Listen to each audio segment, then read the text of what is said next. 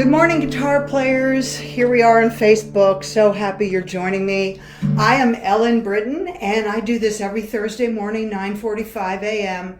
Central Time, because here I am in Nashville. And so I hope you make this a habit. If you are a regular Thursday morning Facebook Liver with me, welcome. If you're new, welcome to you too.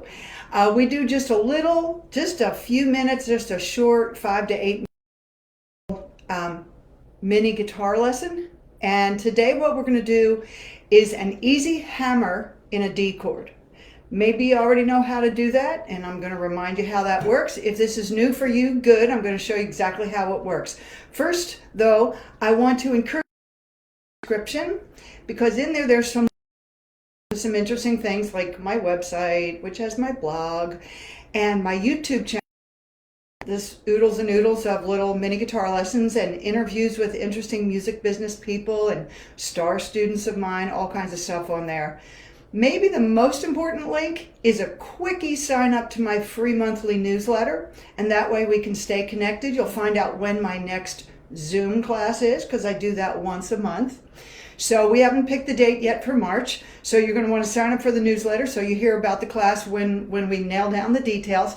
Last night we had a wonderful Zoom class. Our February Zoom class was on Travis picking, and we had just a fabulous time. So all levels welcome all the time. So sign up for the newsletter and you'll stay in the know about all that. Meanwhile, we're going to work on a D chord, and the reason I've chosen this to work on our hammers is, well, there's really only two reasons I do anything.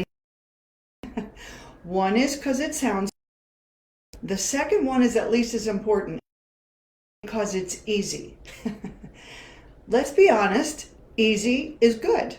Easy is my favorite. So what we're going to do here today is, I think, the easiest of all the easy things you can do on a D chord. And the reason we really care about this and get a lot of mileage out of it is that we are often hanging out on a D chord wishing we had a little toy to play with, a little musical toy to keep us entertained till the next chord change.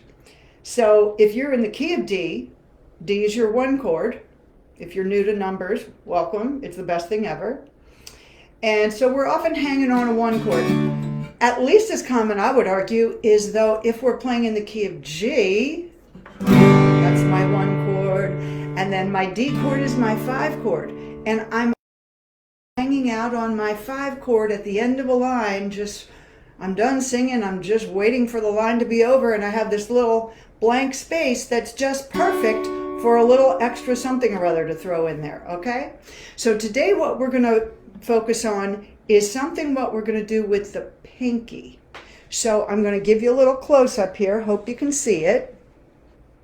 Here's my D chord, and I'm going to put my pinky on the high string third, and maybe you know that makes it a D sus chord. Don't worry about that. That's not critical information right this second. It's going to sound good. It's not going to mess up your D chord. It's actually going to sound really good a lot of the time.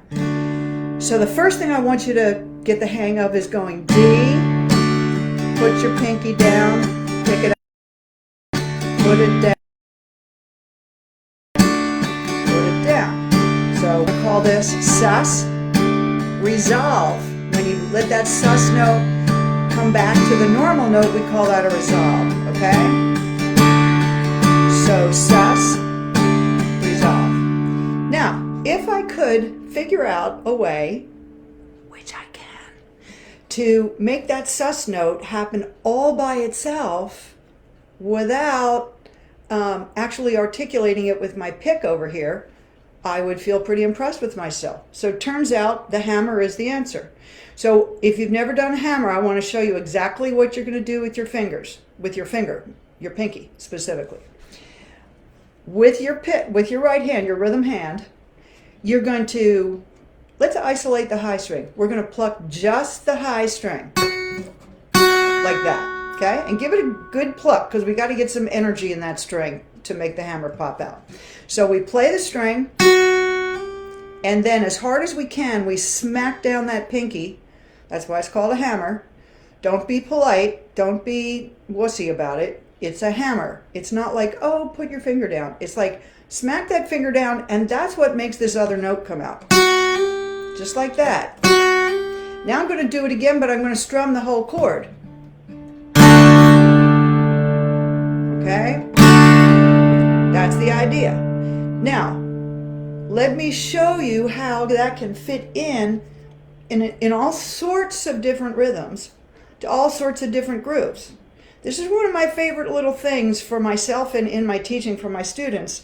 When I learn a new little element, I find it's really, really helpful to practice that element with different rhythms, because there's something that happens in our brains where we just tend to get stuck.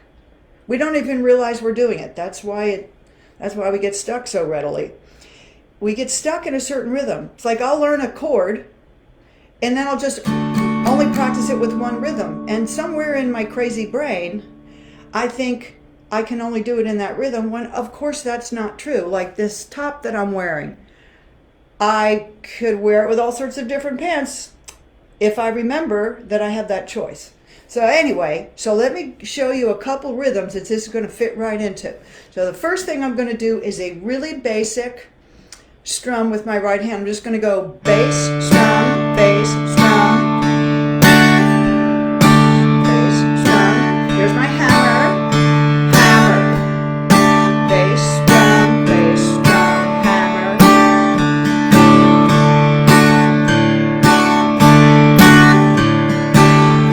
Okay, now I'm going to change the rhythm a bit. I'm actually going to do something even simpler. I'm just going to do 4 strums in a bar. I'm just going to go 1, 2, 3, 4. Here's my hammer. Alright, so here's another strum. This one's going to be bass, bass, strum, bass, bass, strum, bass, bass, strum, bass, bass,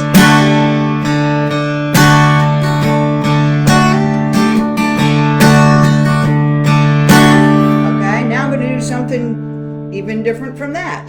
I'm going to do a 6/8 strum that goes ching, ching, ching. I love this one. 1, 2, 3, hammer.